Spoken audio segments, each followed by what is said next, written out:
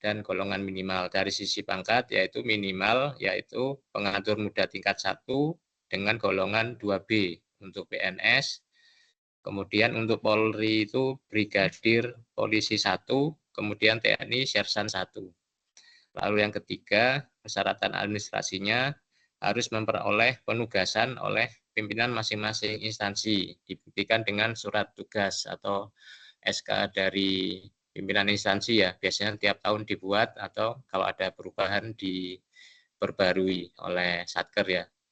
Lalu untuk persyaratan kompetensinya, untuk si bendahara ini wajibnya adalah pendidikan minimal SLTA. Jadi minimal SLTA itu bisa masuk untuk dinominasikan sebagai calon bendahara untuk kemudian diangkat menjadi bendahara.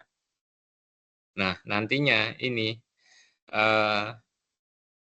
bendahara dalam mendapatkan pendidikan melalui diklat dapat dicek mengenai persyaratannya, kemudian diklatnya seperti apa, materinya apa, kemudian jadwalnya ada di kapan saja, itu dapat dicek di HTTP ini, HTTP bit.ly/swap.ap. Nanti kita akan perlihatkan sekilas ya. Jadi Bapak Ibu, ini bukan hanya bendahara soalnya nantinya ada mengenai modul bendahara, kemudian modul BPK dan juga modul BPSPM ada di web ini. Jadi nanti akan kita simulasikan sebentar saja nanti apa saja yang bisa dicek pada web ini. Jadi web ini itu milik Pusdiklat perbendaharaan milik BPPK, mereka lah yang membuat jadwal untuk pendidikan bagi calon maupun bendahara PPK dan BPSPM dalam memperoleh sertifikasinya. Nah, kemudian lanjut lagi, Samdi. Kemudian tahapan pendaftarannya. Tahapan pendaftarannya itu dapat Bapak Ibu ketahui melalui aplikasi Simas Paten. Nah, sebelumnya ini mohon maaf untuk peserta ini dari unsur bendahara, PPK, PPSPM atau campuran ya? Atau hanya dari salah satu pejabat perbendaharaan saja? Campuran, Pak. Oh, campuran ya? Oh ya. Oh ya, Pak. Jadi melalui di sini dijelaskan kan melalui Simas Paten. Sebenarnya Simas Paten itu apa?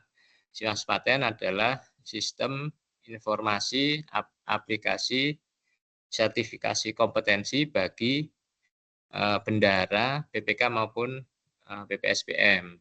Jadi untuk alurnya pendaftaran si bendahara itu yang pertama adalah dipastikan dulu bahwasanya si calon bendahara atau bendahara itu memiliki penugasan untuk mengikuti sertifikasi bendahara. Jadi penugasannya bisa dalam bentuk SK tadi, SK penunjukan dari KPA, bahwasanya dia memang akan menjadi calon atau si pejabat bersangkutan ya, baik bendahara ataupun PPK atau BPSPM. Nah, setelah memiliki dokumen administrasi tersebut yang ada di bagian calon peserta ini ya, kemudian persyaratannya disampaikan kepada admin Satker aplikasi Simas Paten. Nah, admin Satker aplikasi Simas Paten ini di Satker Bapak Ibu masing-masing itu semuanya sudah memiliki admin Satker masing-masing. Nah, kalau siapanya itu biasanya bisa ditanyakan di KPPN Mitra Kerja Bapak Ibu, biasanya ada di bagian kepegawaian ya mungkin rata-rata. Jadi admin Satker ini tidak boleh merangkap menjadi ketiga unsur itu, baik bendahara, PPK maupun BPSPM. Bisa saat ini. Oh, kenapa lagi? Dijahit Pak, pakai itu. Jadi untuk admin Satkernya ini setelah ada calon peserta pejabatnya ingin mengikuti sertifikasi, si admin Satker membuatkan role calon peserta sertifikasi. Jadi agar si calon bendahara ini memiliki user SIMAS Paten. Nah, setelah memiliki user SIMAS Paten, lalu si calon bendahara dapat merekam usulan pendaftaran sertifikasi dan melakukan upload dokumen pendukung. Jadi seperti SK penugasan, kemudian penunjukan sebagai bendahara, TMP mulai kapan, itu bisa diupload di aplikasi SIMAS Paten itu. Lalu jangan lupa untuk diklik kirim, karena agar bisa diverifikasi oleh dua pihak, yaitu diverifikasi oleh admin Satker mengenai kelengkapan pendaftarannya, lalu di admin Satker juga jangan lupa untuk diklik kirim, karena biasanya itu yang banyak terjadi, si bendahara sudah upload kelengkapan dokumen, sudah mengirimkan ke admin Satker, ketika jadwal ujian atau sertifikasi ternyata tidak ada datanya di KPPN. Setelah dicek ternyata alur pendaftarannya berhenti di admin Satker, belum dikirim ke admin KPPN. Nah, setelah dari admin Satker dipastikan sudah melakukan verifikasi dokumen, maka dilanjutkan dengan pengiriman ke KPPN. Di KPPN nantinya tugasnya mengecek kembali kelengkapan dari calon bendahara atau bendahara itu apakah sudah lengkap.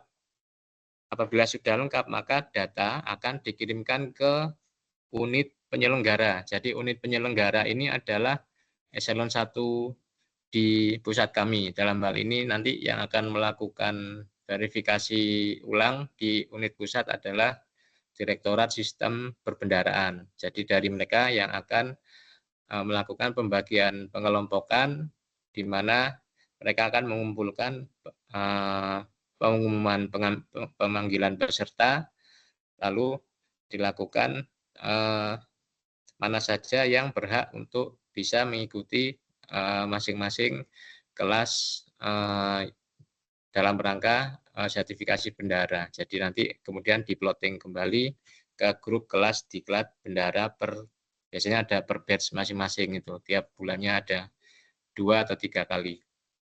Kemudian lanjut lagi. Yang kedua adalah sertifikasi PPK PPSPM.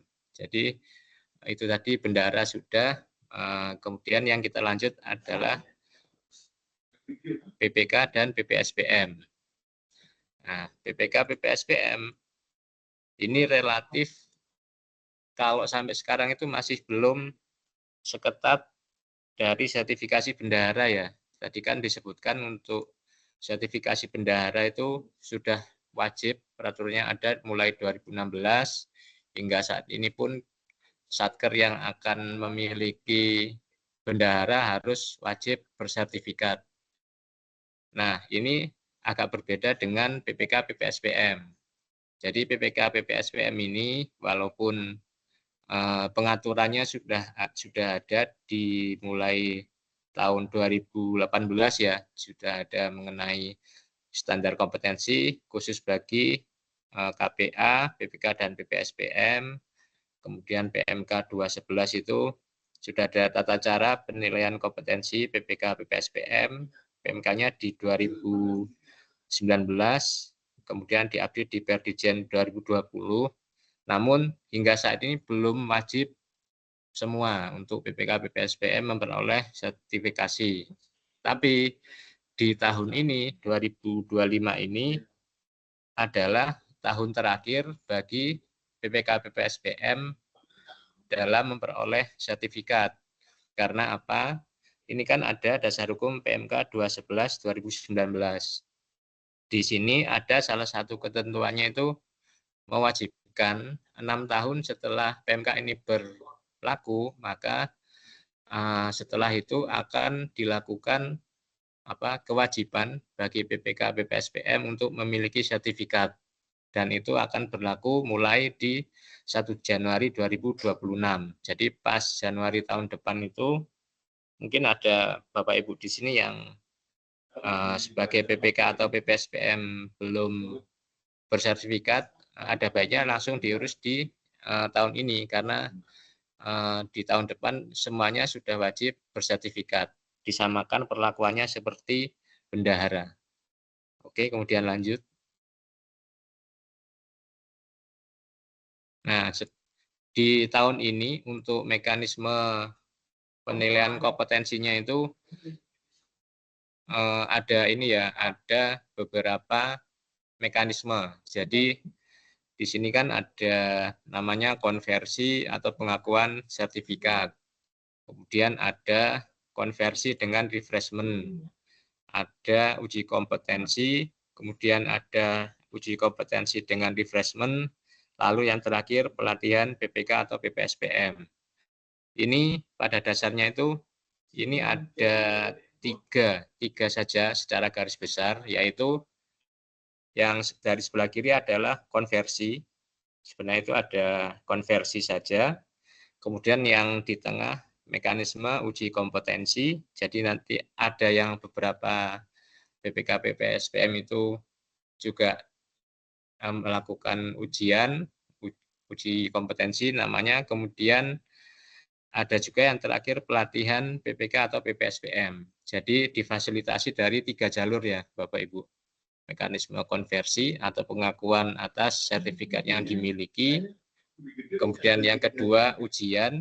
Kemudian yang ketiga pelatihan karena sudah mengikuti webinar secara online. Ada namanya refreshment maupun pelatihan melalui web AP dari BPPK seperti yang dijelaskan tadi di awal slide.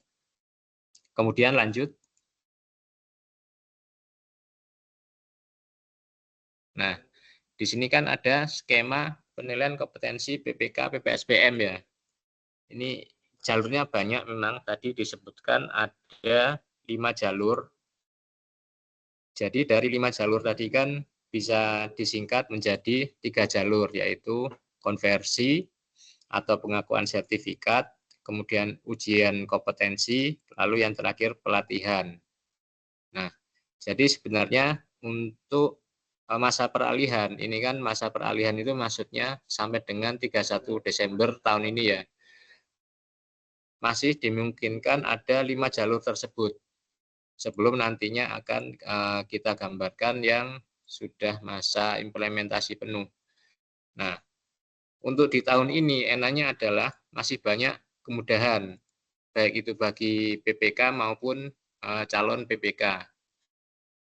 Mungkin ini saja umpamanya dari peserta Bapak Ibu yang ada di Wakatobi ini, mungkin saya mau tanya sebentar, apakah ada PPK atau PPSPM yang sudah menjabat tapi belum bersertifikat? Itu saja dulu untuk pertama. Dari Bapak Ibu, apakah ada kira-kira?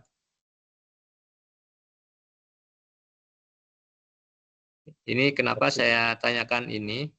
Karena sebenarnya kalau tahun ini ya, kalau dari kami di Kanwil maupun KPPN itu, tahun ini mumpung lebih mudah untuk mencapai sertifikasinya. Karena apa? Banyak jalur.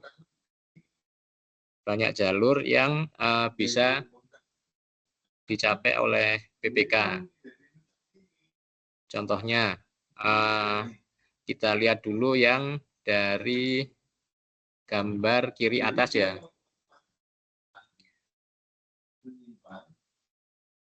Gambar dari kiri atas, ini kan nanti materinya di-share di peserta Wakatobi ya. Jadi membacanya mulai sebelah kiri. Jadi yang pertama apabila ada PPK. Apabila ada PPK, kemudian memiliki, ini tulisannya memiliki sertifikat pelatihan PPK yang diakui. Nah, setelah itu kan ada 2 jalur itu, ya atau tidak. Kalau Bapak Ibu memiliki, berarti yang tulisan ya, kemudian ke arah kanan ada mekanisme konversi. Jadi Bapak Ibu yang sudah memiliki sertifikat pelatihan PPK tinggal mengikuti konversi. Nah, kemudian ada panah di bawahnya. Ini tidak, berarti dianggap belum memiliki sertifikat pelatihan PPK yang diakui. Nah, ada lagi pertanyaan, apakah bersertifikat pelatihan atau profesi PBJ yang diakui? Nah, kalau jawabannya adalah ya, kemudian ada diagram apakah menjabat struktural. Kalau jawabannya ya, berarti bisa langsung dikonversi. Konversi ini maksudnya kalau Bapak Ibu sudah punya sertifikatnya sebelumnya, jadi langsung dikonversi menjadi sertifikat tanpa harus mengikuti seperti pelatihan dalam bentuk refreshment atau ujian, itu enggak perlu. Jadi itu tadi, makanya kalau bisa di tahun ini pada sudah ikut sertifikasi karena mumpung masih dimudahkan ya, dan banyak jalur. Kemudian yang diagram ketiga, yaitu pertanyaannya menjabat struktural. Apakah menjabat struktural? Pokoknya jawabannya ya. Berarti jalurnya langsung ke bawah yang diagram warna biru itu, maka mengikuti refreshment atau penyegaran PPK. Refreshment itu apa? Refreshment itu seperti ini Bapak Ibu. Refreshment itu seperti ini, melakukan penyegaran materinya mengenai tugas dan fungsi PPK apa saja, itu dilaksanakan dalam 2 hari. Dilaksanakan dalam 2 hari, kemudian setelah mengikuti refreshment, maka akan memperoleh sertifikat baik itu PPK atau PPSPM. Nah, balik lagi ke yang diagram tadi, yang bagian hijau tadi ya. Ketika menjabat struktural yang diagram sebelah kiri warna hijau, nomor 3 dari atas, kita lanjut ternyata si PPK ini tidak menjabat struktural. Maka pertanyaannya adalah apakah menjabat lebih dari 2 tahun? Kalau menjabat lebih dari 2 tahun, apabila iya, maka ada namanya ujian kompetensi PPK bagi yang menjabat lebih dari 2 tahun, tapi tidak menjabat struktural. Jadi kenapa selama ini kita masih mengejar kalau bisa PPK PPSPM yang menjabat struktural agar langsung ikut saja, karena bisa dipastikan itu 90% hanya tinggal mengikuti refreshment, lebih mudah Bapak Ibu. Mengikuti webinar seperti ini 2 hari, nanti lulus dapat sertifikat, daripada apabila PPK atau PPSPM-nya itu tidak menjabat struktural, maka ada kewajiban namanya ujian kompetensi. Jadi ada ujiannya lagi, akan dilakukan sesuai jadwal yang dibagi oleh unit penyelenggara yang tadi disebutkan, yaitu dari DSP ya, dari kantor pusat kami. Nah, itu yang dari jalur PPK. Kemudian yang kedua adalah diagram sebelah kanan, yaitu calon PPK. Calon PPK ada 3 jalur, yaitu apakah calon PPK memiliki sertifikat pelatihan PPK yang diakui, itu yang pertama. Kemudian yang kedua, apakah memiliki sertifikat pelatihan PBJ yang diakui. Untuk sertifikat pelatihan PBJ itu mungkin nanti ada satu slide itu memberikan contoh siapa-siapa saja yang berhak untuk memberikan pelatihan sertifikasi yang diakui. Kemudian yang ketiga yaitu pelatihan PPK. Jadi cara bacanya mirip tadi ya, dilihat dari sebelah kiri. Jadi umpamanya calon PPK. Oh sebentar, ini ada pertanyaan ya sepertinya. Berdasarkan bagan, apakah tidak perlu punya sertifikat PBJ untuk menjadi PPK jika menjabat jabatan struktural? Nah itu bisa Bapak Ibu. Jadi untuk menjadi PPK bersertifikasi tidak mutlak perlu sertifikat PBJ ya. Nah, jadi ini memang ada dua pemahaman untuk sertifikasi PBJ diperlukan ketika PPK itu melakukan pengadaan barang dan jasa. Jadi kalau nggak salah ada sertifikat apa itu istilahnya itu grade A atau grade B kalau nggak salah. Jadi untuk satker dengan spek tertentu yang pengadaannya besar wajib memiliki grade A atau grade B. Kalau saya tidak salah ingat itu diwajibkan karena tingkat pengadaan barang jasanya sudah bersifat lebih kompleks. Kalau untuk sertifikat PPK ini yang nantinya nama sertifikatnya itu PNT atau PPK Negara Tersertifikasi, itu tidak wajib memiliki sertifikat PBJ. Mungkin seperti itu. Nah, balik lagi ke slide tadi ya, yang diagram sebelah kanan. Untuk calon PPK ini 3 jalur, mirip-mirip dengan PPK. Jadi, jalurnya adalah kalau si calon PPK sudah punya sertifikat pelatihan PPK yang diakui, misalnya dari BPPK ya, itu bisa langsung konversi. Nah, kalau mempunyai sertifikat PBJ, disyaratkan di sini akan mengikuti refreshment kelas penyelesaian tagihan yang diagram kolom warna biru itu. Atau yang nomor 3, sudah mengikuti pelatihan PPK, itu bisa langsung dikonversi. Jadi untuk masa peralihan untuk calon PPK maupun nantinya slide berikutnya calon PPSPM itu masih banyak kemudahan. Jadi di tahun ini makanya kita menyampaikan juga kepada KPPN, kalaupun memang banyak satker atau calon PPK PPSPM ini ingin ikut, nggak apa-apa, dijaring saja sebanyak-banyaknya, diarahkan untuk mengikuti sesuai dengan diagram jalur yang ada di gambar ini. Karena apa?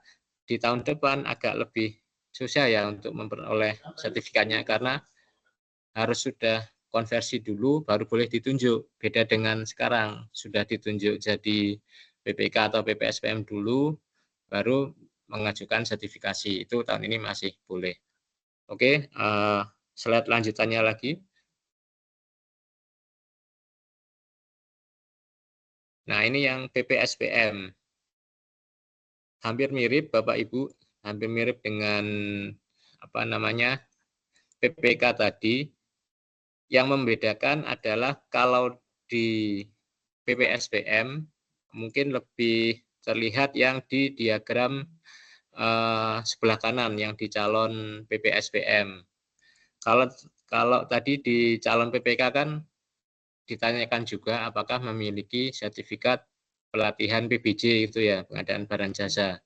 Untuk PPSPM ini tidak harus memiliki sertifikat PBJ karena PBJ lebih banyak untuk di PPK-nya, makanya untuk yang di diagram ini hanya ada sertifikasi pelatihan PPSPM tanpa ada pelatihan PBJ khusus untuk PPSPM. Jadi seperti itu Bapak Ibu. Nah, kemudian di next saja.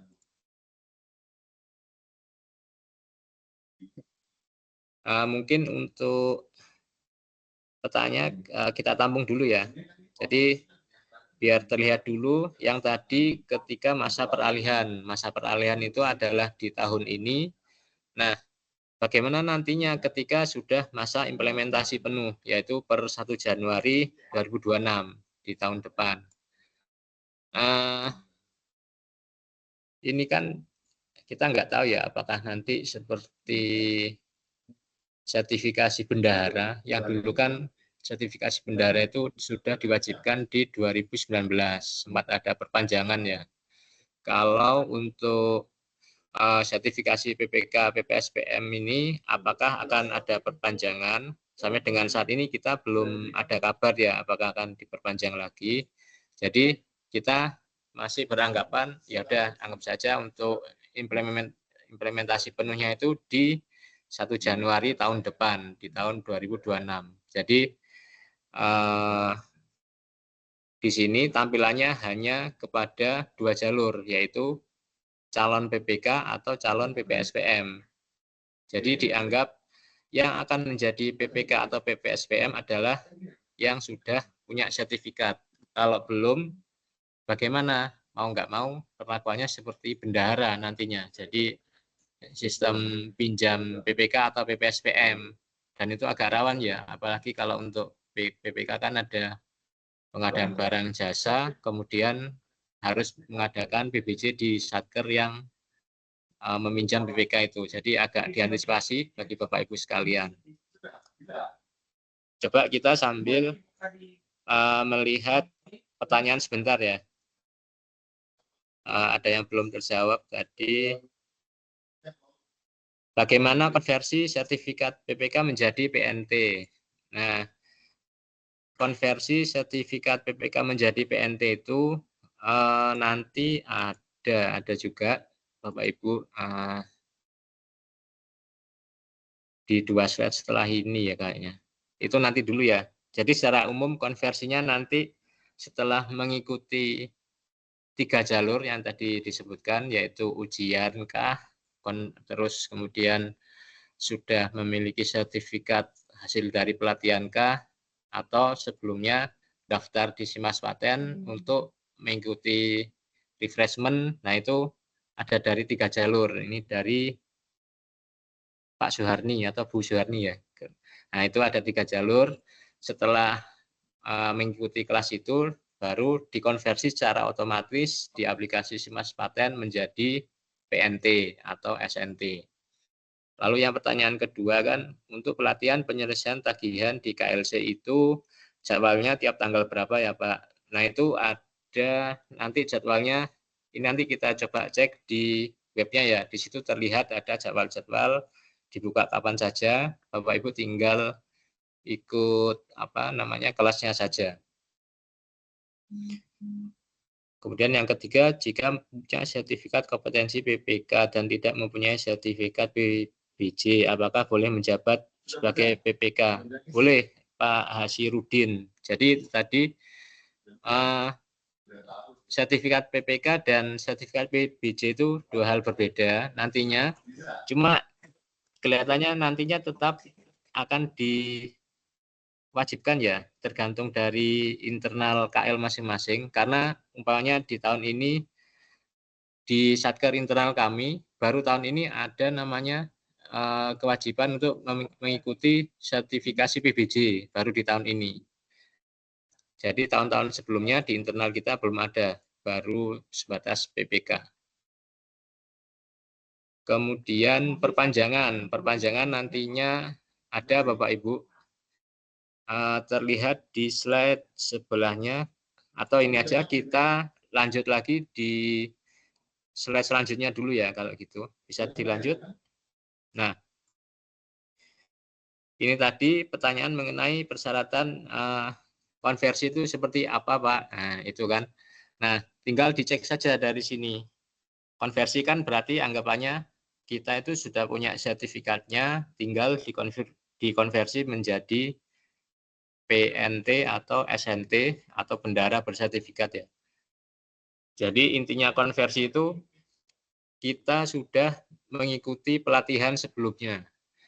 Terus kita sudah mengikuti refreshment sebelumnya. Makanya di sini dari 1 sampai 4 itu yang huruf hitam itu kan keterangannya sama semua itu. Sudah memiliki sertifikat pelatihan PPK, yang kedua memiliki sertifikat PBJ, kemudian yang ketiga itu menduduki jabatan PPK, berpengalaman. Nah, jadi intinya itu sertifikat yang kita miliki dikonversi untuk didaftarkan sehingga kita menjadi pejabat bersertifikat seperti itu. Entah itu PPK, PPSPM maupun bendahara. Kemudian lanjut lagi. Ini lanjut. Nah, itu tadi kan konversi. Yang kedua adalah mekanisme refreshment. Refreshment itu intinya Bapak Ibu itu baik PPK atau calon PPK PPSPM itu belum pernah mengikuti sertifikasi. Belum pernah mengikuti sertifikasi, tapi sudah daftar di aplikasi Simas Paten tadi. Nah, nantinya ada beberapa kualifikasi yang perlu dipenuhi Bapak Ibu. Jadi nanti ini pegangan Bapak Ibu ya, ketika sudah mendaftar di aplikasi Simas Paten, umpamanya saya sebagai PPK nih, umpamanya di kualifikasi nomor 2. Berarti tinggal saya baca di yang kualifikasi nomor 2, apakah saya ASN, TNI, atau Polri, terpenuhi. Kemudian pendidikan minimal D3, terpenuhi. Golongan minimal 3A, terpenuhi. Terus saya menduduki jabatan PPK, terpenuhi. Merangkap jabatan struktural, terpenuhi. Tidak memiliki sertifikat PBJ. Nah, ini juga pertanyaan dari Satker tadi ya. Ini kan terpenuhi. Yang nomor 2 ini tidak memiliki sertifikat PBJ. Kemudian yang terakhir mengikuti refreshment PPK. Nah, di sini berarti kemungkinan besar bahwa Bapak Ibu setelah mendaftar di aplikasi Simas Paten, nantinya diarahkan oleh kantor pusat mengikuti refreshment. Refreshment itu apa? Seperti yang disebutkan tadi, refreshment itu mengikuti webinar seperti ini selama 2 hari. Modulnya ada modul tentang PPK atau PPSPM. Setelah itu sertifikatnya akan keluar di bulan depannya. Jadi itu yang refreshment. Jadi dilihat saja kualifikasinya apakah masuk di nomor 1, 2, atau 3 ini. Lanjut lagi. Nah, ini tentang substansi pelatihan dan refreshment. Jadi apa sih refreshment itu? Kemudian gambarannya seperti apa? Jadi refreshment ini kurang lebihnya itu sama saja dengan pelatihan yang Bapak Ibu ikuti di website yang dimiliki oleh BPPK, yaitu Swipe AP tadi. Jadi merefresh kembali tugas pokok fungsi Bapak Ibu baik PPK atau PPSPM berdasarkan modul-modul yang telah disediakan agar kompetensi Bapak Ibu tentang pekerjaan baik itu di PPK atau PPSPM sudah sesuai dengan peraturan yang berlaku. Jadi ini dilaksanakan kita kalau di Sultra ya, kalau di Sultra itu refreshment kita bekerjasama dengan BPPK, kemudian Pusdiklat Pajak. Nanti Bapak Ibu mendapatkan materi pelatihan dari Widya Iswara yang ada di sana, kemudian beberapa pejabat administrator maupun pejabat pengawas yang ada di KPPN juga menjadi salah satu narasumbernya. Nah, setelah mengikuti refreshment, nanti bukti keikutsertanya itu mendapatkan sertifikat pelatihan yang nantinya Bapak Ibu tinggal mendownload saja dari aplikasi Simas Paten. Jadi cukup mengikuti selama 2 hari, bulan depan sertifikat PNT atau SNT-nya dapat di-download. Lalu lanjut lagi. Ini alur penilaian kompetensi mekanisme konversi ya. Di aplikasi Simas Paten kurang lebih sama sebenarnya dengan yang grafik tadi. Yang mungkin Bapak Ibu perlu garis bawahi ini. Kalau dari gambar, sebisa mungkin Bapak Ibu itu sudah terdaftar atau sudah mendaftar di aplikasi Simas Paten. Karena apa? Kami baik KPPN, kemudian Kanwil maupun unit penyelenggara yaitu Direktorat Sistem Perbendaraan hanya bisa memonitoring peserta yang sudah mendaftar di aplikasi Simas Paten. Jadi ini mirip dengan kalau yang lain itu di JF ya. Jadi kalau di JF kan jabatan fungsional itu KPPN atau Kanwil hanya bisa melihat JF yang sudah melaporkan istilahnya angka kreditnya di aplikasi e-Jafung. Nah, kalau untuk sertifikasi ini kurang lebih sama seperti itu. Dari Ditjen Perbendaraan hanya bisa melihat memonitoring baik itu calon PPK, calon PPSPM, calon bendara maupun yang sudah menjadi bendahara PPK PPSPM kalau dia sudah mengupdate datanya pada aplikasi Simas Paten. Jadi Bapak Ibu, kalau sampai dengan sekarang belum memiliki user Simas Paten, agar langsung disampaikan ke admin satkernya yang ada di masing-masing kantor Bapak Ibu itu, sehingga nantinya dari KPPN bisa memonitoring masih ada nggak kira-kira pejabat perbendaharaan satker itu yang ternyata belum bersertifikat dan ternyata belum memiliki user di aplikasi Simas Paten, karena kita monitoringnya hanya dari user itu Bapak Ibu. Jadi sebisa mungkin bikin user di aplikasi Simas Patennya, kemudian nantinya dapat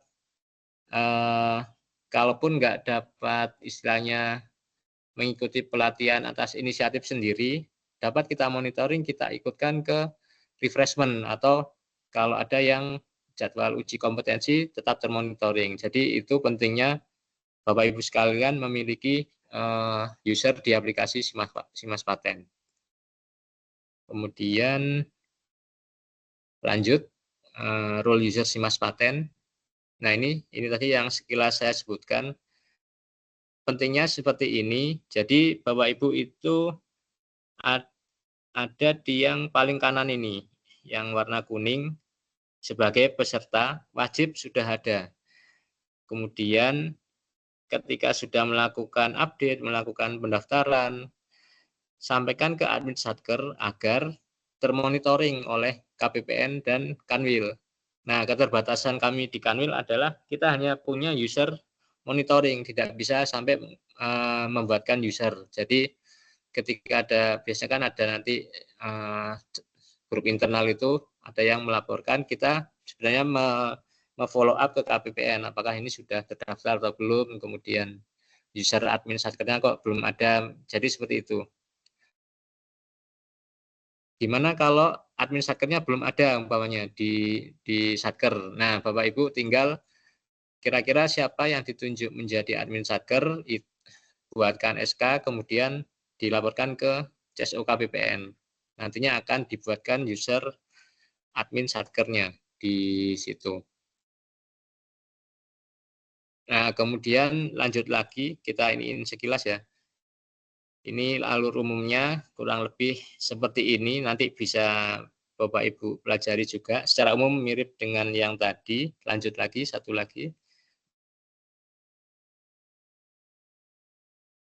Nah, diklik lagi Mas Hamdi, minta izin. Ada 3 gambar soalnya.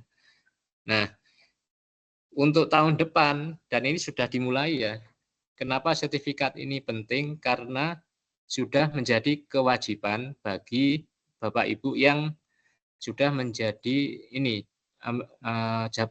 Jafung ya, Jafung terbuka. Untuk JF yang kebetulan menjabat bendahara atau PPK atau PPSPM, salah satu syarat untuk kenaikan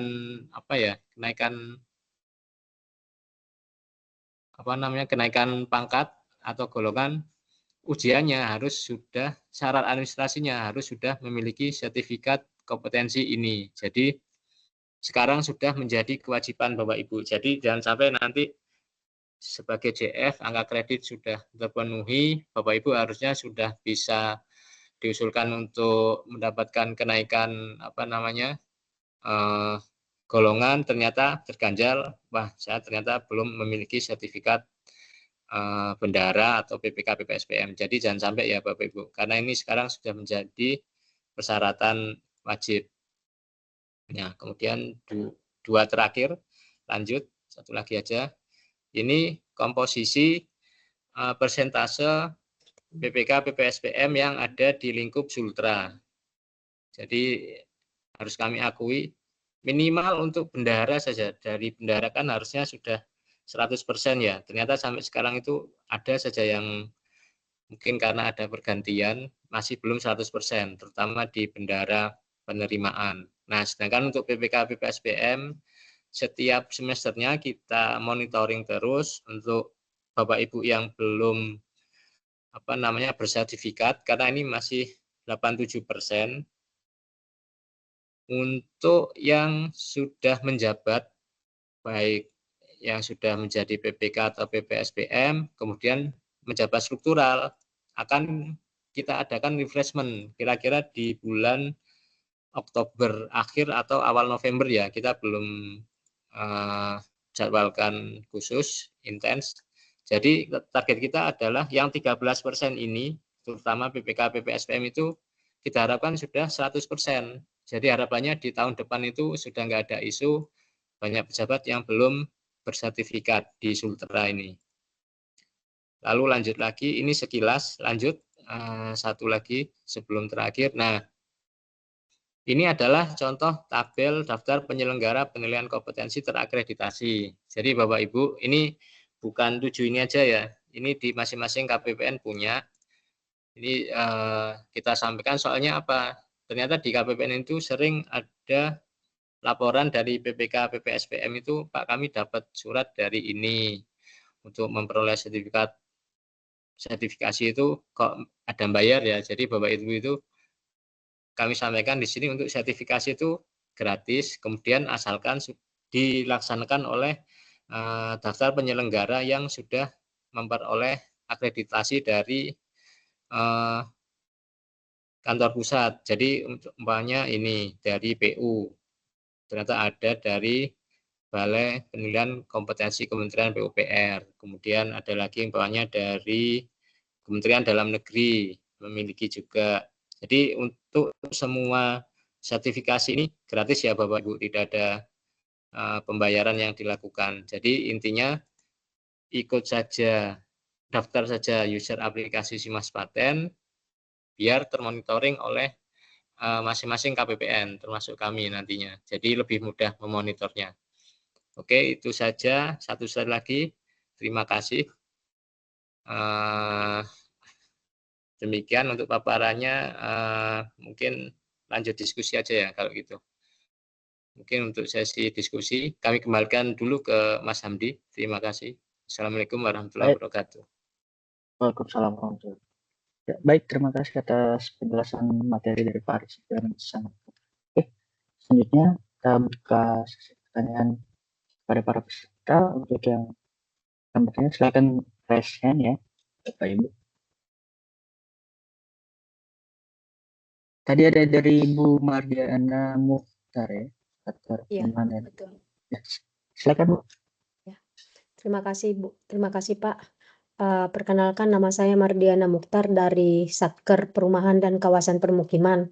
Yang saya ingin tanyakan, saya PPSPM yang sudah bersertifikasi, cuman masalahnya karena kami kekurangan SDM di kantor kami, saya ini sebenarnya Jafung Teknik. Yang jadi pertanyaan saya, apakah bisa saya Jafung Teknik itu beralih ke Jafung Keuangan? Karena tugas-tugas saya di kantor itu sebagai PPSPM. Terima kasih Pak. Terima kasih. Pak Arya mungkin apakah mau ditampung dulu atau langsung? Tabung lagi satu lagi gitu aja Mas Ilham. Oke, kita tampung dulu Bu ya pertanyaannya. Selanjutnya mungkin ada Pak Amrin Ibrahim. Silakan Pak. Ya. Izin. Kedengaran Pak? Ya, kedengaran Pak. Ya saya Muhammad Amrin dari UPP Wanci. Saya mau tanya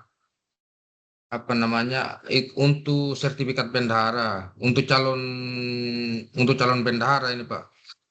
Kemarin kan pernah ikut sertifikasi bendahara di Pusdiklat Anggaran melalui Simas Paten. Saya mendaftar melalui Simas Paten. Jadi saya kemarin ikut itu yang bendahara penerima tidak, maksudnya saya tiba di ujian kompetensi sertifikasinya untuk memiliki BNT penerima itu saya tidak lulus. Apakah bisa saya konversi di KPPN atau memang atau memang bisa saya atau langsung saya ujian ulang, saya ikuti sertifikasi ulang di Pusdiklat Anggaran.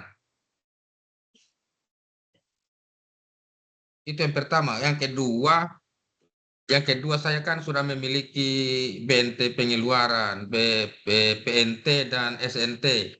Saya sudah memiliki untuk PPSPM, PPK dengan yang pengeluaran tinggal penerima kemarin tidak lulus di BNT-nya. BNT-nya saja saya tidak tahu, saya sudah mendaftar ulang untuk konversi, apakah masih bisa mengikuti ujian ulang untuk penerimaan atau tidak. Saya mau tanyakan ini, ada seandainya dalam satu kantor itu apakah bisa di Kementerian Keuangan itu maksudnya PPK-nya itu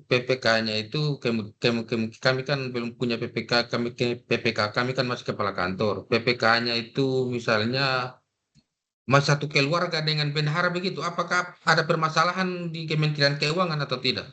Oke, terima kasih. Itu saja. Baik, terima kasih pertanyaannya Pak Amrin. Silakan Pak Arif.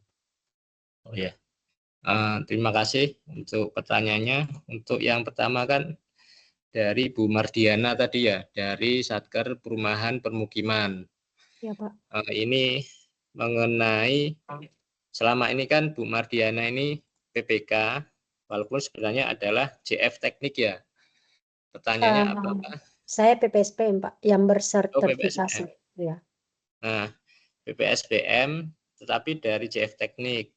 Apakah bisa Pak kalau mau pindah ke JF keuangan gitu ya? Iya. Ini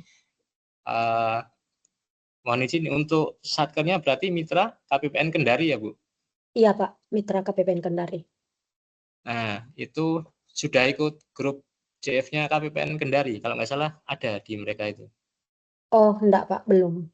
Nah, itu nanti disampaikan aja ke KPPN Kendari, mohon masukan ke grup JF aja.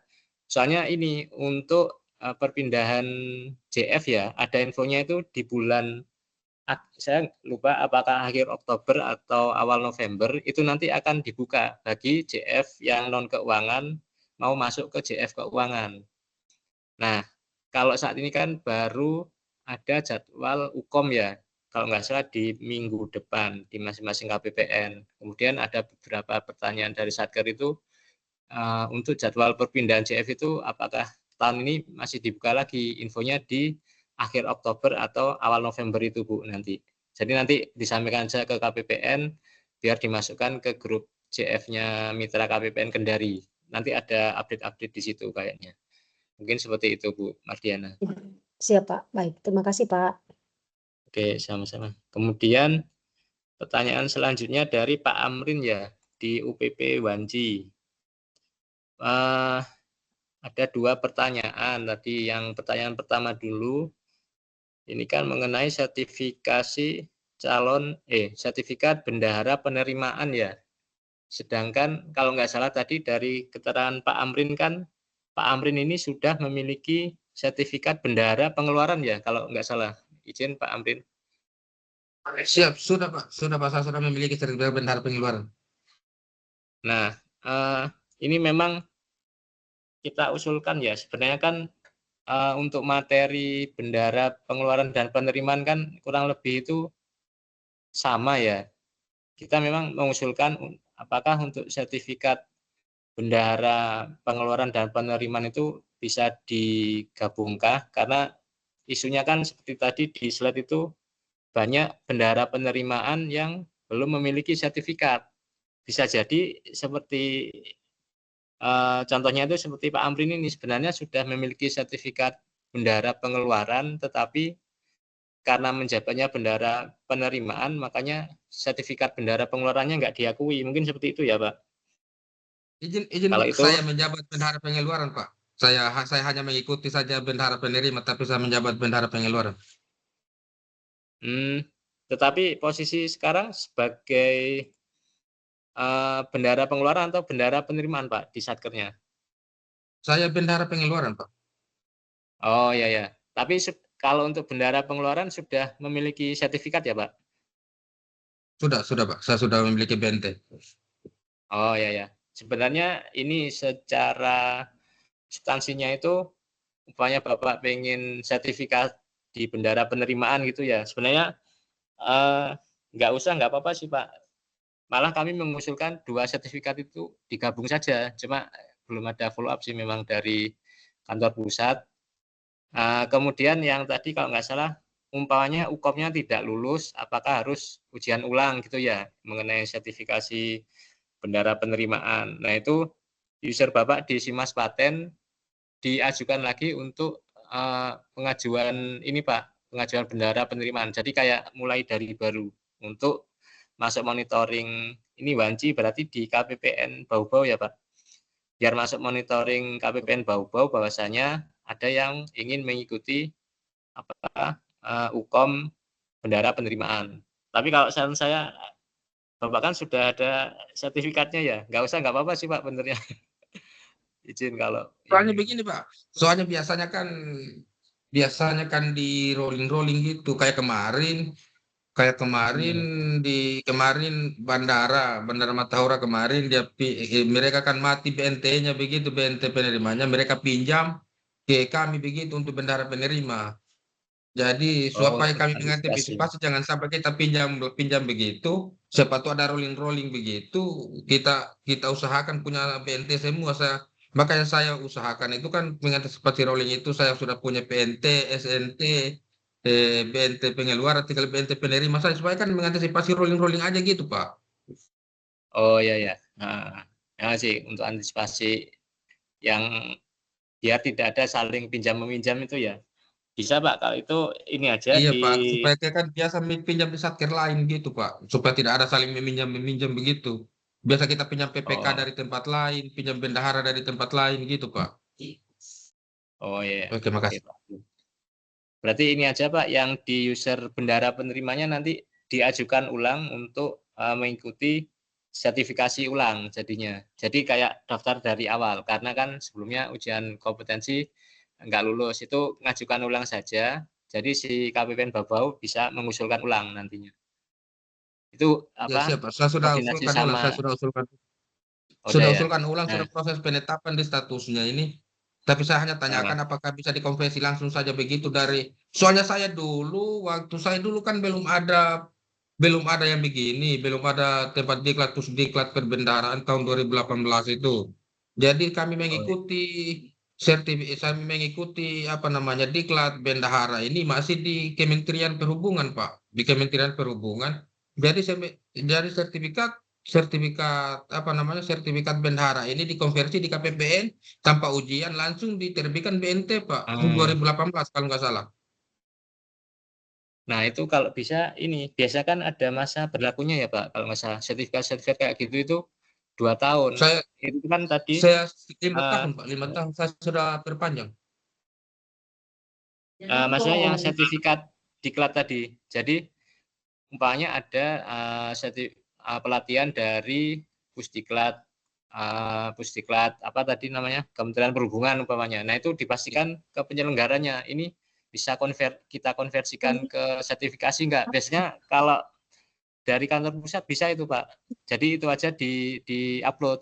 Makanya tadi di slide terakhir kan kita kasih contoh penyelenggara diklat yang pelatihannya Enggak, diakui. maksudnya begini, Pak. Maksudnya begini, Pak. Maksudnya saya dulu kan bisa dikonversi yang pengeluaran Hmm, itu bisa ya dikonversi di ya. KPPN dari sertifikat dari Kementerian Perhubungan dari Diklat Kementerian Perhubungan ini bisa dikonversi tahun Hmm. 2018 itu.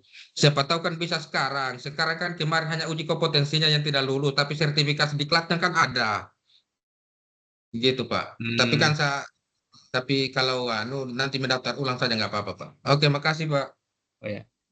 Terus yang kedua tadi kan saya agak ini, apakah PPK yang merangkap sebagai KPA gitu ya Pak? Terus tadi pertanyaan apa ya Pak? Yang kedua, saya agak terlewat tadi.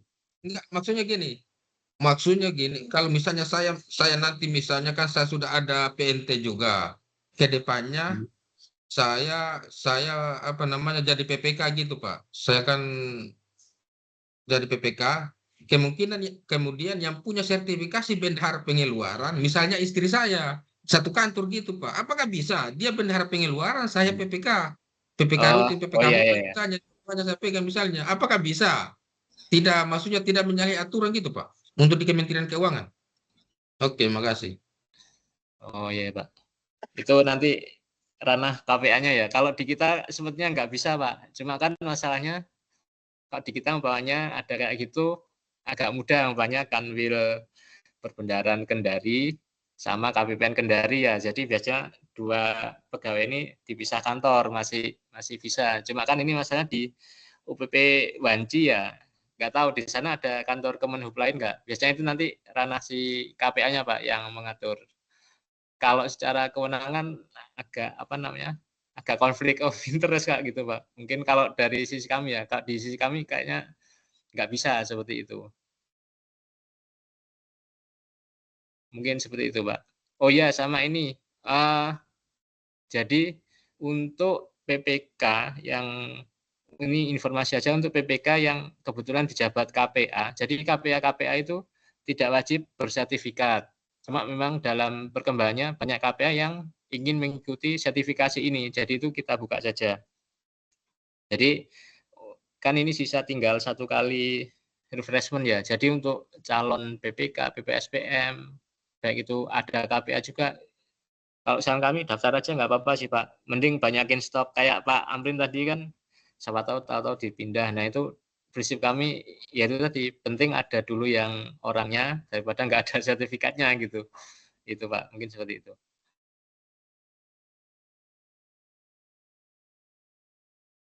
Oke mungkin seperti itu. Mas Hamdi Baik. saya kembalikan. Baik, terima kasih atas jawabannya Pak. Oke. Pertanyaan selanjutnya mungkin ada yang raise hand pada Pak Jaliadi. Silakan untuk bicara.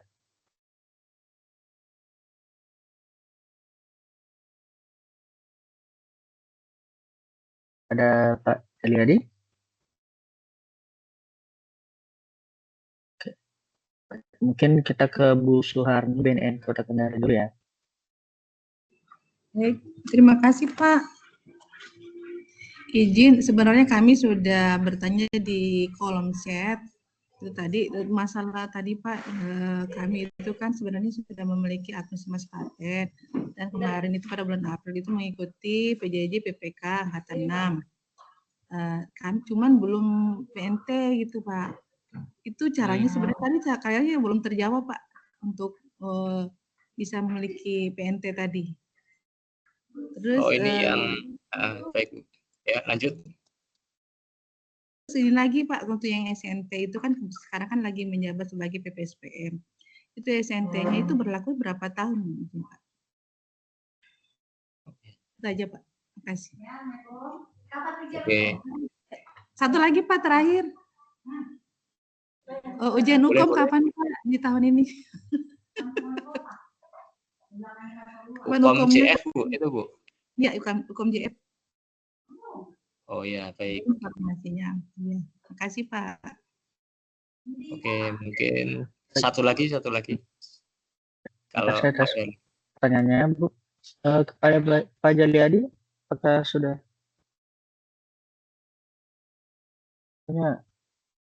Ada ya. Satu lagi ya, mungkin kita satunya dari kolom chat Pak ya. Oh iya, bisa. Ya, izin Mas, saya Nifon Saputra Wahid dari Bawaslu Kolaka Timur. Ingin bertanya seputar JF APKPBN. Ya, dari beberapa tahun sebelumnya saya melihat persyaratan di situ terkait yang bisa mengikuti JF ini adalah ada jurusan-jurusan tertentu yang ketika ingin tidak terakomodir di situ itu butuh 4 tahun dia menjabat sebagai di jabatan perbendaharaan untuk bisa mengikuti JF ini. Nah, 4 tahun ini dihitung dari mana ya Pak, kalau boleh tahu?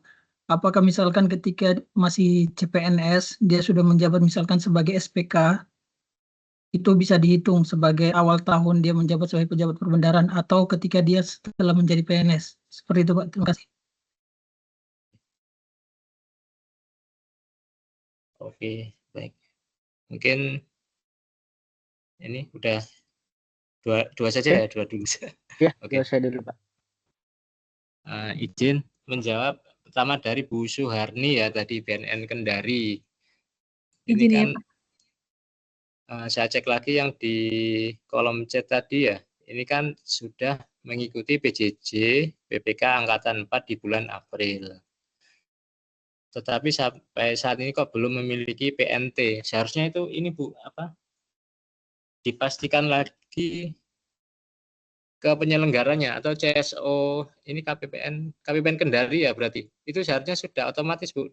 Di Simas Patennya itu Ibu lihat di bagian profil. Di bagian profil itu apakah sudah ada PNT-nya. Kalau itu dicek aja. Soalnya di kami aja ada itu refreshment di bulan Juni. Di bulan Juli itu sudah keluar baik PNT atau SNT-nya. Apalagi ini kan di bulan April ya. Harusnya Mei paling lambat Juni sudah keluar harusnya. Belum ada Pak, atau saya share screen ya Pak?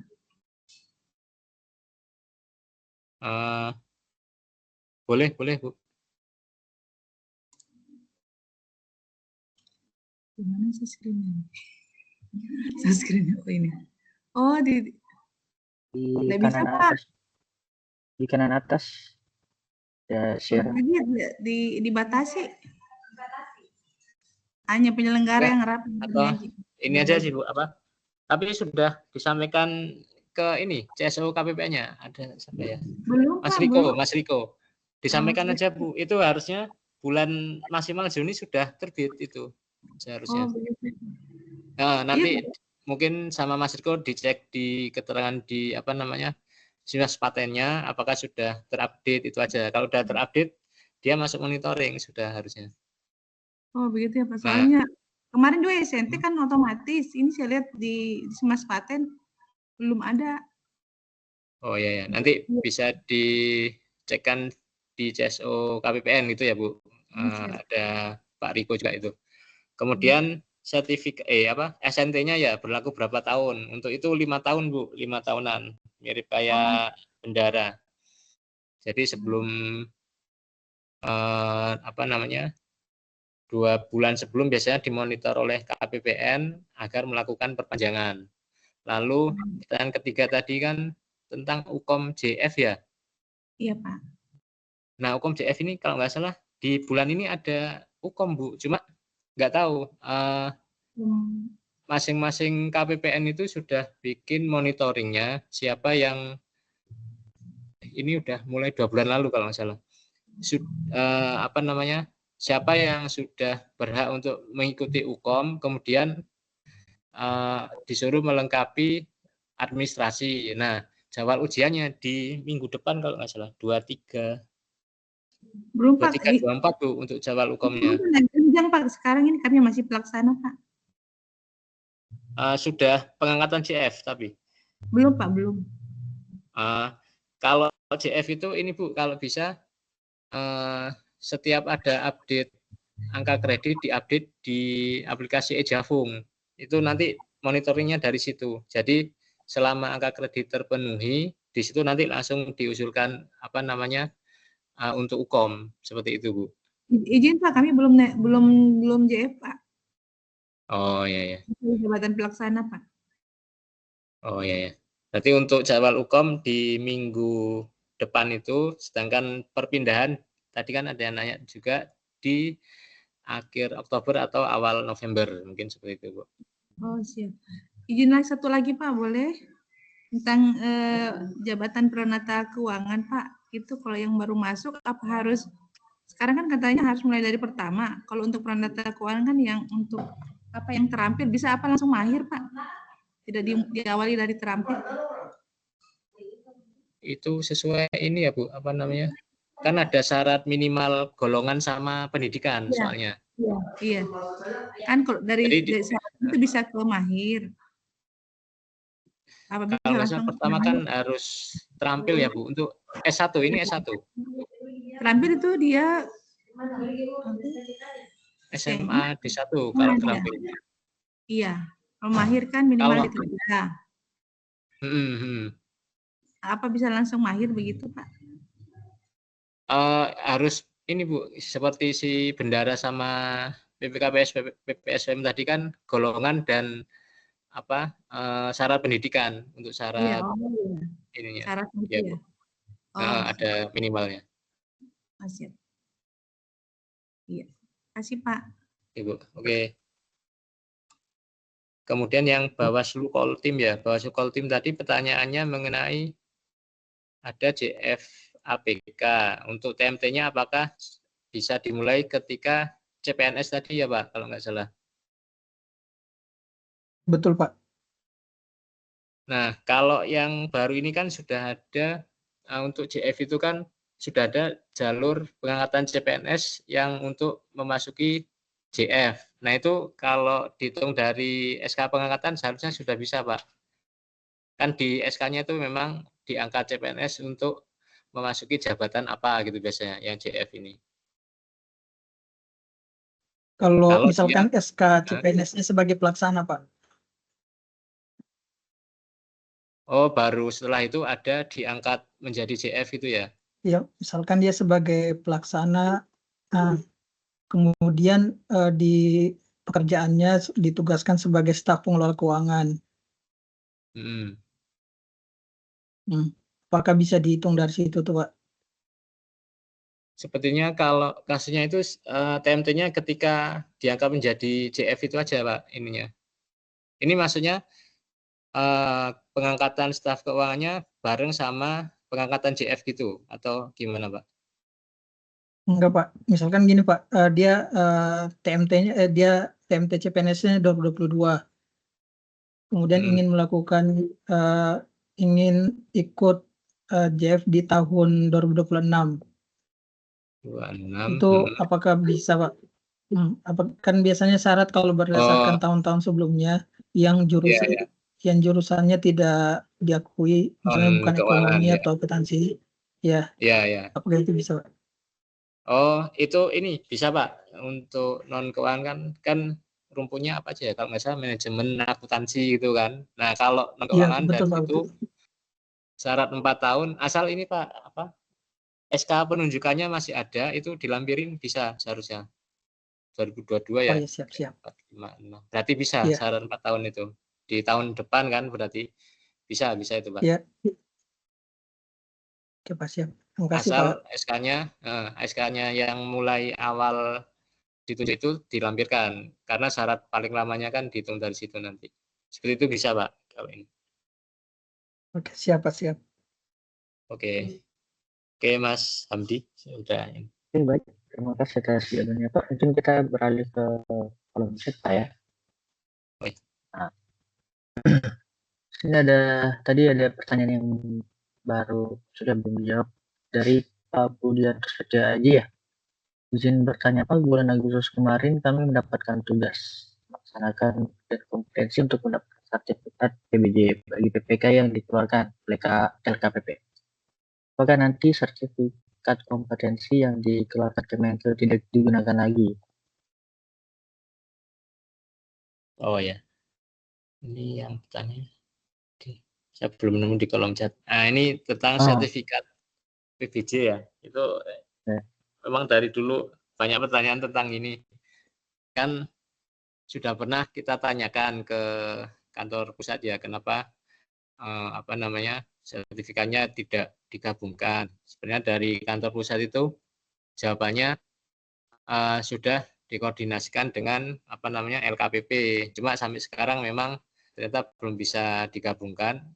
Jadi karena kita di daerah ya ini aja, mau nggak mau ikuti saja pemenuhan kompetensinya, terutama apalagi untuk PPK kan memang butuh mengenai sertifikat PBJ dari LKPP ya, itu diurus saja sertifikasinya. Kemudian untuk sertifikat PPK-nya kan ada klausul apabila sudah memiliki sertifikat PBJ, bagi PPK yang sudah menjabat dan struktural itu tinggal dikonversi sertifikatnya. Jadi terakomodir di jalur itu. Jadi bisa untuk langsung dikonversi. Sedangkan usulan kita agar digabungkan sudah disampaikan, tapi tergantung kantor pusat sih. Untuk kedepannya seperti apa kita juga belum tahu. Mungkin seperti itu. Baik, Pak. Pak, karena ada yang resen, mungkin kita terima lagi, Pak ya. Pertanyaan dari pada Pak Rayu dari mana, Pak? Silahkan.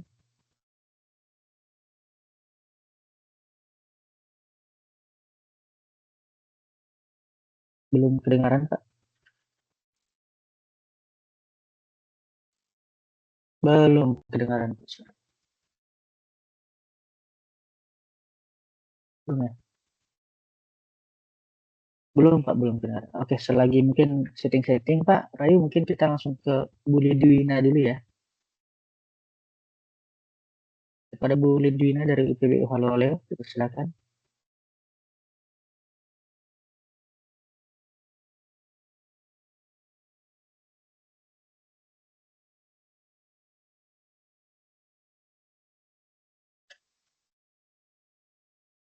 Yes.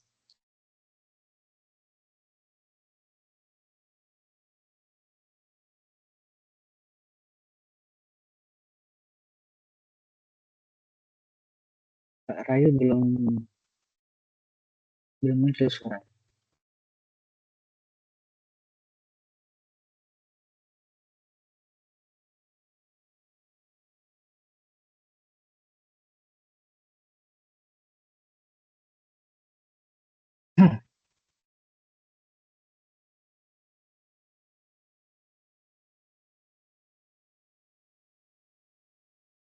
Belum kedengaran, Pak ya, suaranya.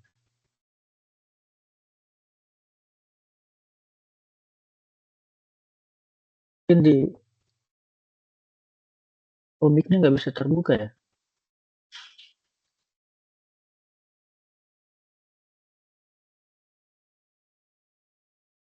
Mungkin bisa dicopot dulu apa namanya headsetnya, terus mikrofonnya pakai yang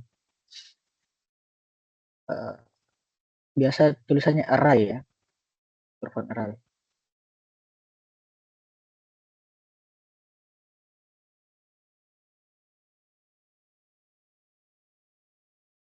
Atau dari chat kolom nggak chat apa-apa. dulu ya. Iya. Nah, beberapa kakaknya banyak yang nanya ya. Saya belum baca. Ada banyak kayaknya. Dari Pak Amran, Pak Me, apa kegiatan refreshment bisa melalui KLC? Artinya ada Pak ya di KLC Pak ya? Gimana tadi? Ini saya cari yang mana. Pertanyaan dari ini kita Oh, ini nih. berurutan ya dari Pak Budianto bisa tadi. melalui KLC gitu ya. Oh ya ya. Ya. Jadi ini Pak, tadi kan disebutkan ada secara garis besar 3 jalur. Kegiatan pelatihan, kemudian kegiatan uji kompetensi, yang ketiga kegiatan refreshment. Nah, kalau yang pelatihan itu melalui KLC, Pak. Jadi pelatihannya ikut di web BPPK, setelah lulus dapat sertifikat, sertifikatnya tinggal dikonversi menjadi PNT atau SNT. Nah, bedanya dengan refreshment apa? Refreshment itu bagi yang belum pernah ikut kelas yang ada di BPPK, terus kebetulan sudah menjabat juga, nah itu kita kumpulkan. Biasanya nanti kita rencana di bulan awal November itu kita kumpulkan untuk mengikuti refreshment. Bentuknya itu webinar seperti ini selama 2 hari. Setelah itu di bulan depannya mendapatkan sertifikat. Jadi seperti itu Pak, yang pertanyaan dari Pak Amran Pak Ami. Oke, pertanyaan selanjutnya ini ada dari Pak Ujang Rudianto. Bagaimana jika yang bersangkutan mau ikut refreshment masih calon, tidak menduduki jabatan perbendaharaan, apakah bisa mengikuti refreshment calon ya? Nah, kalau calon, nah itu tadi. Kalau calon disarankan sebenarnya kan untuk KPPN pengennya dimasukkan refreshment semua ya. Kita sudah pernah coba itu Pak Ujang ya. Cuma ternyata verifikasi kantor pusat memang ketat. Jadi untuk yang calon-calon itu biasanya diarahkan mengikuti pelatihan akhirnya. Jadi untuk yang langsung refreshment tetap kita ajukan, ternyata beberapa ditolak memang. Mungkin seperti itu.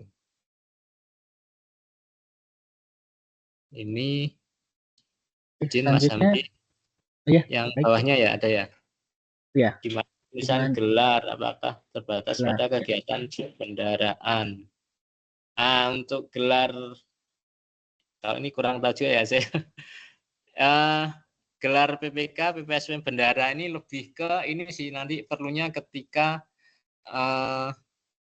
syarat sertifikat itu dibutuhkan oleh CJF. Nah, itu lebih ke situ sih, kalau dari saya pribadi ya.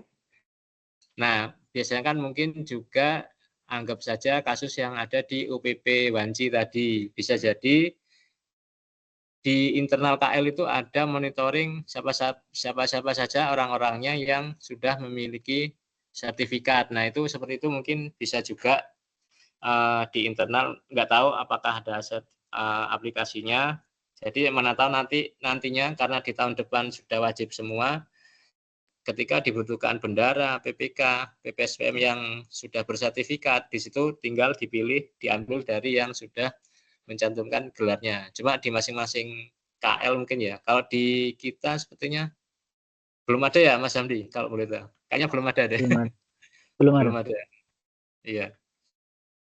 Baik. Ini ada yang resen lagi, Pak. Tapi Ya, mungkin boleh. kita coba ke Pak Rayu Kemenek lagi. Apakah sudah bisa open mic, Pak? 1, 2, 3 belum ya? Oke. Bu Lidwina? Ya. Oke, kita ke Bu Lidwina dulu ya. Silakan. Ya. Izin Pak, saya cuma ingin bertanya, kami di Haloleo itu, di Bandara Haloleo ada calon bendahara penerima. Dia sudah pernah ikut diklat bendahara penerima itu udah lama. Dulunya sudah pernah jadi bendahara juga, tapi waktu itu memang belum ada persyaratan yang terkait BNT. Itu 2013. Tapi sampai sekarang dia belum punya BNT. Apakah masih bisa diajukan untuk mengikuti konversi BNT itu, Pak, izin? Dia bendahara penerimanya itu 2013. Oh, itu iya. pertama. Apakah dia harus mengikuti diklat ulang ataukah bisa langsung mengajukan konversi seperti itu? Kemudian saya cuma kedua ingin memastikan kembali, kami di Haloleo juga ada calon PPK yang sudah mengikuti diklat pelatihan PPK, tetapi tidak memiliki barjas. Kalau secara tadi materi yang saya pahami tadi bahwa itu bisa mengajukan untuk konversi ke PNT-nya. Memastikan saja kembali. Terima kasih. Baik, terima kasih Bu atas pertanyaannya. Mau ditampung dulu Pak atau jawab? Mas Hamdi sudah aktif, Mas Hamdi? Oke Pak, baik. Pak Arif, boleh lanjut gimana? dulu? Lanjut dulu aja, boleh. Oke. Satu lagi. Ditampung dulu ya. Kepada Pak Reis, silakan Pak. Iya, oke.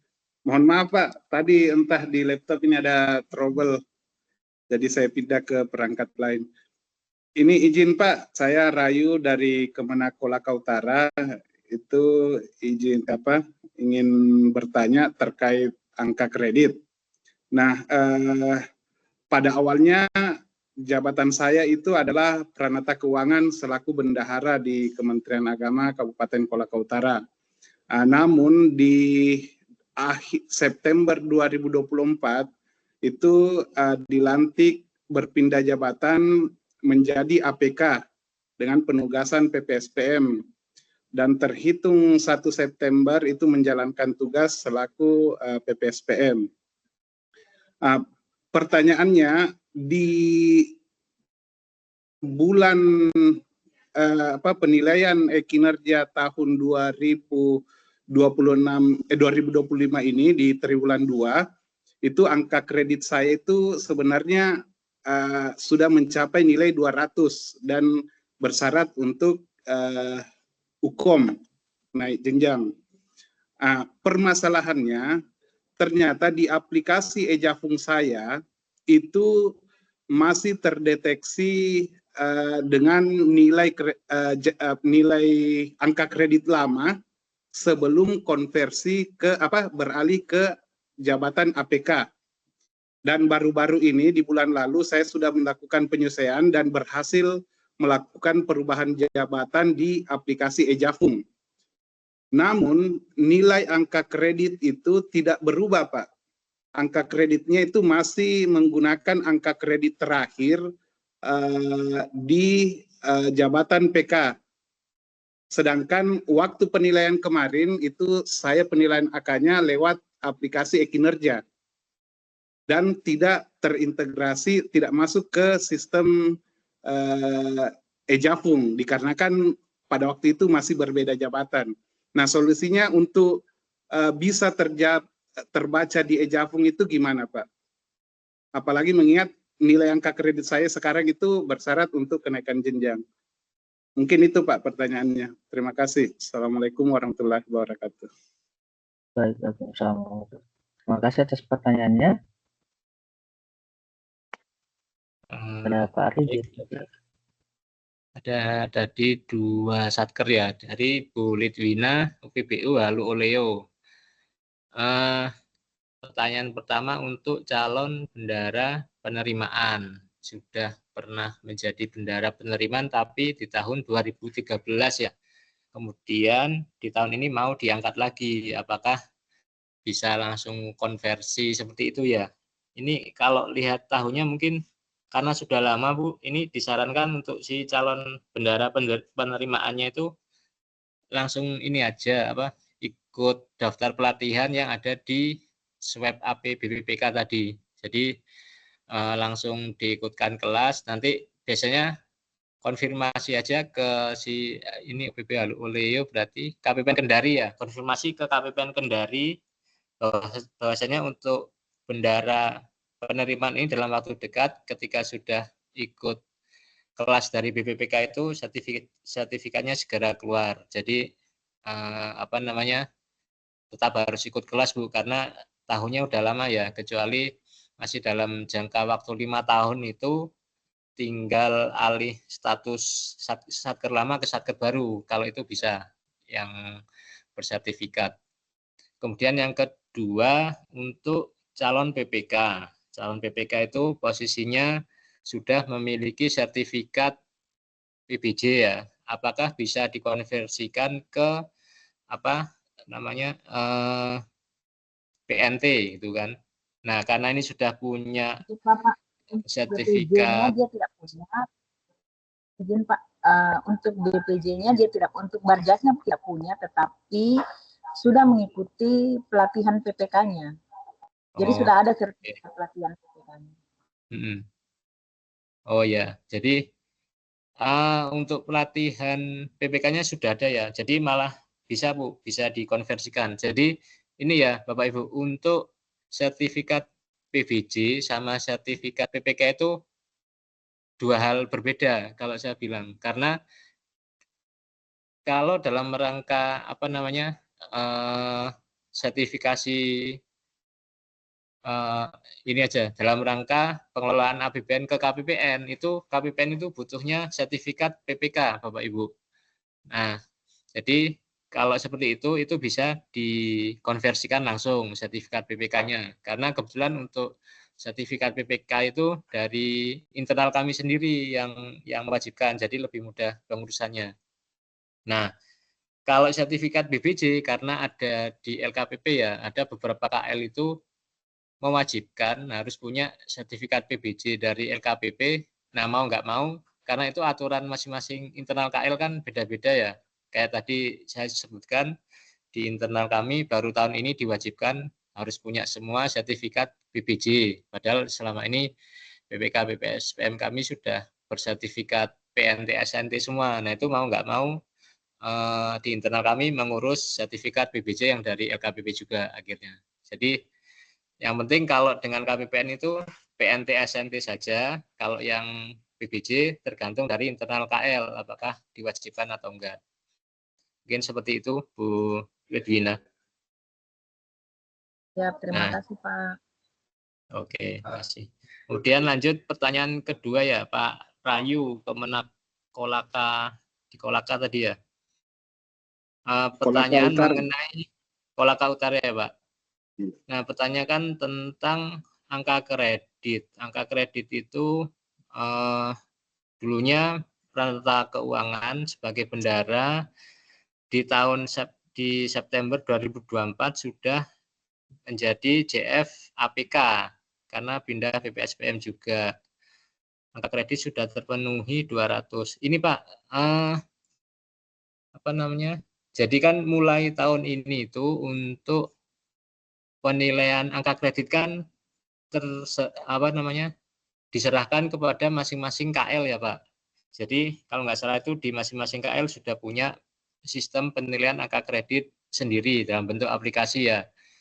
Nah, untuk JF yang ada di bidang keuangan negara, jadi tugas Pak Rayu hanya mengupdate saja setiap ada penilaian angka kredit terakhir, diupdate saja di aplikasi e-Jafung di menu pelaporan. Jadi garis besarnya itu si JF hanya melaporkan angka kredit terakhirnya saja setiap ada update angka kredit.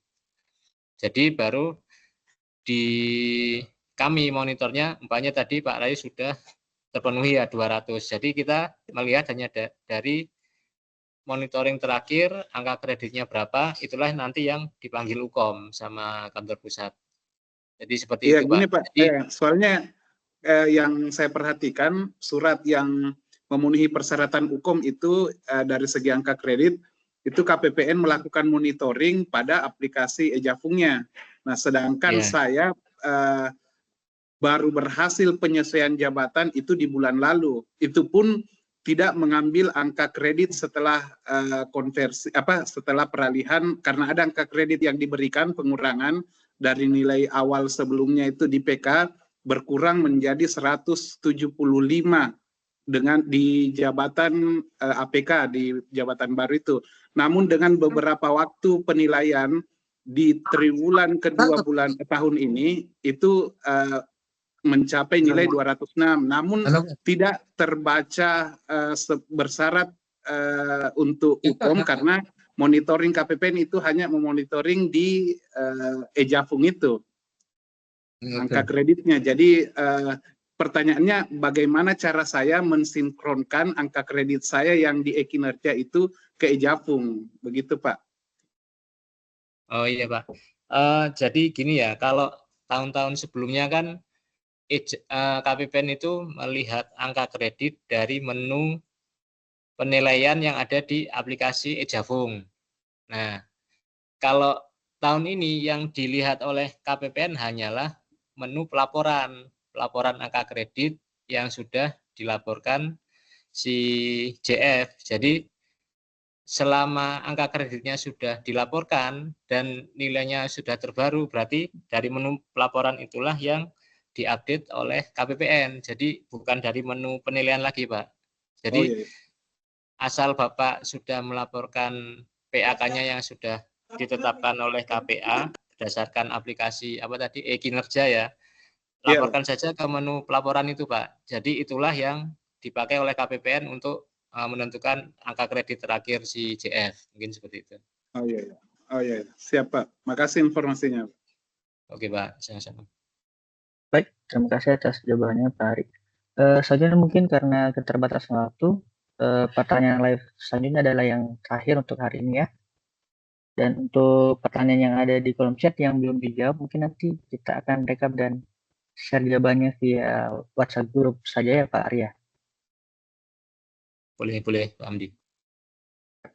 Kepada Pak Alimuddin, PA Wangi-Wangi, silakan. Mohon maaf, tadi sempat hilang koneksi ya selama 20 menit kurang lebih. Jadi entah apa mungkin pertanyaan kami mungkin sudah sempat ditanyakan oleh teman-teman atau seperti apa ya, nanti disampaikan saja oleh moderator. Ini Pak, yang pertama itu mengenai bendahara, sertifikat bendahara. Kalau kami lihat tadi di apa yang di-share tadi bahwa itu hanya untuk PNS. Kami di PA Wangi-Wangi ini kan agak unik juga sebenarnya di Satker ini karena ada beberapa ada 3 bagian ya, ada kesekretariatan, kepaniteraan dan hakim gitu. Jadi beberapa tahun terakhir ini kami rata-rata itu memakai dari kepaniteraan, Pak. Kepaniteraan untuk jadi bendahara. Namun untuk saat ini karena bendahara tersebut itu sudah menjadi panitera pengganti, Pak. Sebelumnya kan jurusita masih bisa mungkin dipakai. Mereka juga banyak, Pak, kesibukannya di kepaniteraan itu ya luar biasa juga. Jadi sekarang kami ada P3K ya dari sebelum PPNPN. Rencana itu kami hasil rapat kemarin itu mau diangkat itu untuk bendahara, Pak, karena dari kesekretariatan itu yang staf yang sisa itu hanya P3K saja. Namun kami tidak melihat jadi apakah P3K ini bisa nanti diusulkan, Pak, untuk calon bendahara supaya mengikuti sertifikat bendahara seperti apa atau tidak. Kalau sebelumnya kan waktu PMPN kami sempat tanyakan juga alasan dari KPPN itu mereka tidak punya NIP.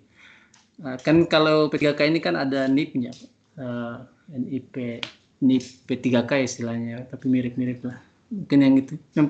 Terus yang kedua, Pak, memang tadi sempat disinggung juga, dan mungkin jawabannya sudah mengenai P3K yang sudah sertifikat. Saya juga punya pengalaman tersebut di 2 tahun yang lalu, Pak. Sekarang kan saya PPSPM, Pak, di JF. Saya sempat dulu mau diusulkan jadi PPK oleh KPA dulu.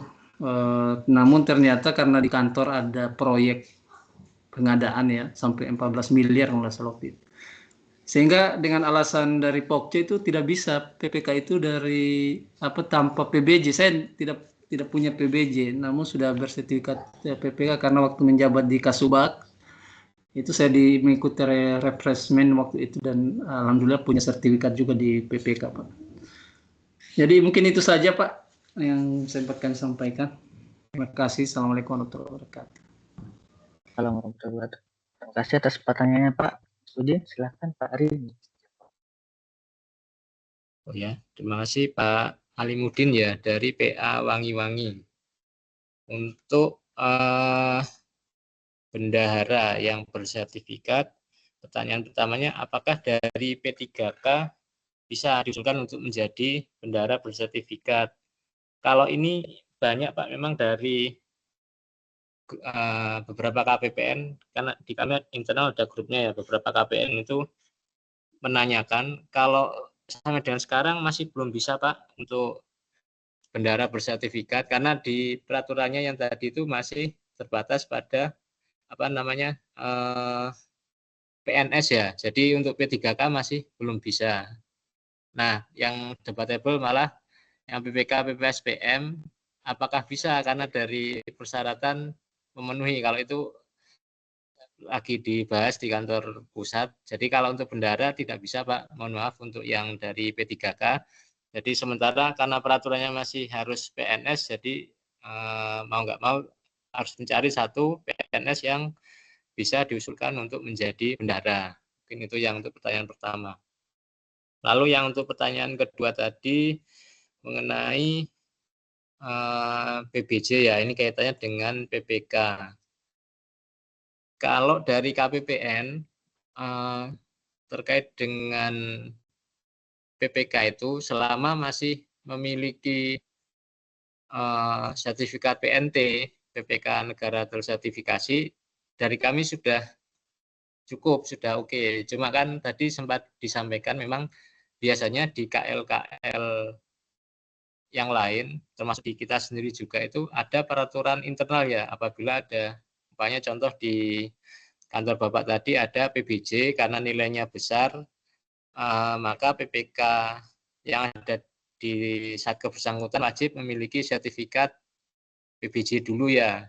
Nah, dalam hal ini apakah PBJ-nya langsung diambil alih oleh kantor pusat. Nah, untuk sertifikat PBJ yang dari LKPP itu tergantung dari kewenangan KL masing-masing, Pak. Kalau dari situ, kalau dari KPPN kita hanya asalkan sudah terpenuhi PNT, maka masih bisa dan kita akui sebagai BPK tersertifikasi. Mengenai PBJ, nah itu sertifikasinya kita terserah dari KL masing-masing Pak untuk pengaturannya, karena itu terkait dari LKPP ya.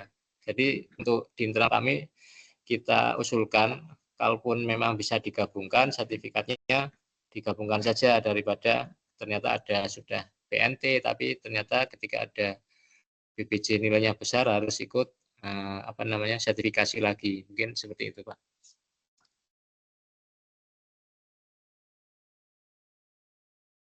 Baik, terima kasih atas jawabannya Pak Ari.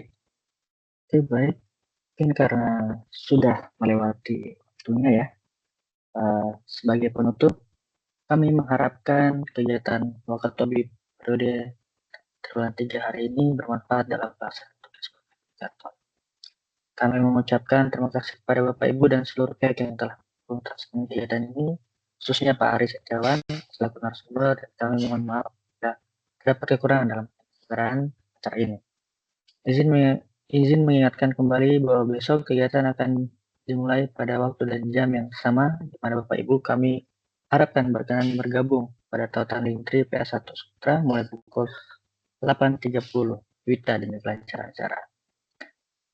Untuk monitoring absensi sudah diupdate Bapak Ibu ya, silakan untuk yang belum melakukan absensi untuk dilengkapi. Dan juga saya ingatkan kembali untuk pertanyaan pada kolom chat yang belum dijawab akan kami share jawabannya di demikian. Dan oh ya, untuk Bapak Ibu mohon dilengkapi absensinya karena untuk agar bisa mendapatkan sertifikat pada akhir acara, kami memerlukan absensi Bapak Ibu yang lengkap dari hari pertama dan terakhir, dan juga post test pada hari Jumat besok. Baik, demikian kami sampaikan. Semoga Allah Subhanahu wa Ta'ala, Tuhan Yang Maha Esa, senantiasa memberikan rahmat dan hidayah serta perlindungan kepada kita semua. Demikian, wassalamualaikum warahmatullahi wabarakatuh. Sekian dan terima kasih. Waalaikumsalam warahmatullahi wabarakatuh. Terima kasih Mas Hamdi, terima kasih Bapak Ibu semua.